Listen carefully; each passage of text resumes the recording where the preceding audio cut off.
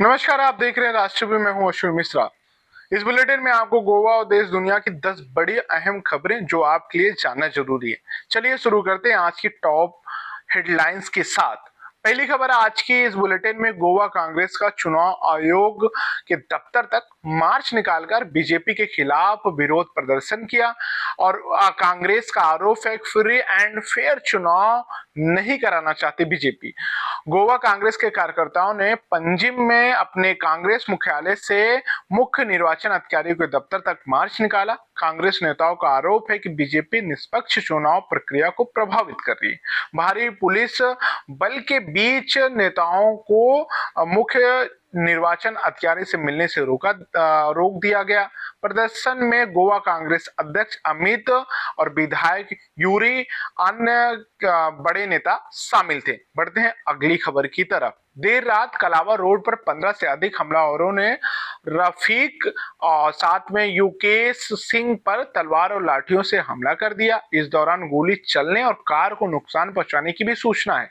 दोनों घायलों को हॉस्पिटल में भर्ती कराया गया। साउथ गोवा के एसपी और डिप्टी एसपी हमले की जांच कर रहे हैं। बढ़ते हैं अगली खबर। दिल्ली एनसीआर में पुराने वाहनों पर रोक को फिलहाल राहत मिली है।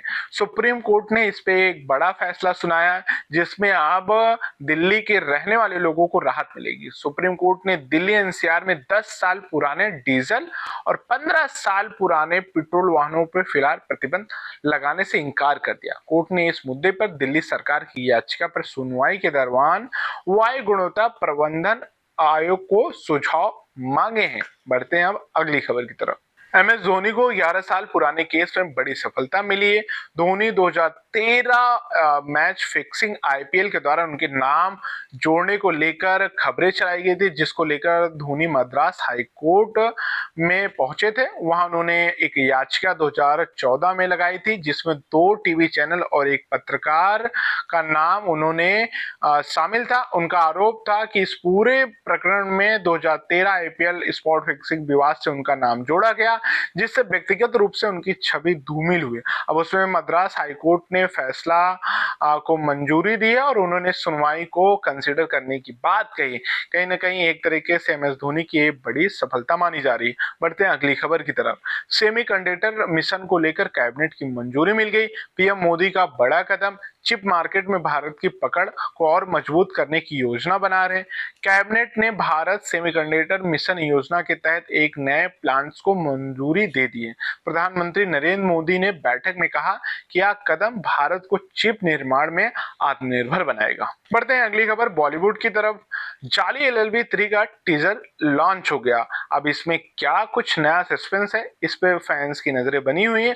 वैसे बात करें, दोनों जॉली एक साथ कोर्ट में हंसी और ड्रामा का संगम देखते हुए ट्रेलर में मिल रहे हैं। जॉली एलएलबी 3 का टीजर रिलीज हो चुका है। इस बार कोर्ट में 2 जॉली आमने सामने होंगे। जज त्रिपाठी यानी सौरभ शुक्ला एक बार फिर अपनी किस्मत पर रोते नजर आएंगे। बढ़ते हैं अगली खबर की तरफ। नोएडा में फर्जी पुलिस दफ्तर का पर्दाफाश हो गया। इंटरनेशनल पुलिस के नाम पर ठगी की गई नोएडा में। इस पूरे प्रकरण में अब तक 6 लोगों को गिरफ्तार कर लिया गया। नोएडा पुलिस ने एक गिरोह का पर्दाफाश किया, जो खुद को international police and prime bureau बताकर ठगी करता था। इसके पास से कई फर्जी दस्तावेज बरामद हुए। मास्टरमाइंड समेत 6 आरोपियों को नोएडा पुलिस ने गिरफ्तार कर लिया। बढ़ते हैं अब अगली खबर की तरफ।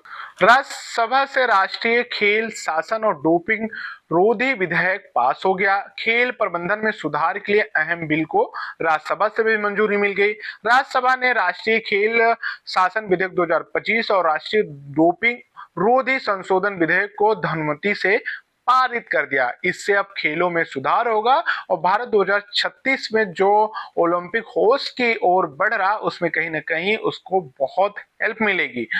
बढ़ते हैं इस बुलेटिन की आखिरी खबर की तरफ। खुदरा महंगाई 8 साल के निचले स्तर पे। जुलाई में सीपीआई दर 1.55% पर और सब्जी और अनाज के दाम गिरे। जुलाई में खुदरा महंगाई घटकर 1.55% रह गई, जो 2017 के बाद सबसे कम है। सरकार के मुताबिक सब्जी और अनाज के दामों में गिरावट इसका मुख्य कारण है। इस बुलेटिन में आखिरी में मैं आपको एक पॉजिटिव स्टोरी भी सुनाता हूँ। उनमें से एक कहावत यह है, सफल लोग अवसरों का इंतजार नहीं करते, वो अवसर बनाते हैं। नमस्कार, मैं अश्विन मिश्रा। कल फिर मिलेंगे नई खबरों के साथ।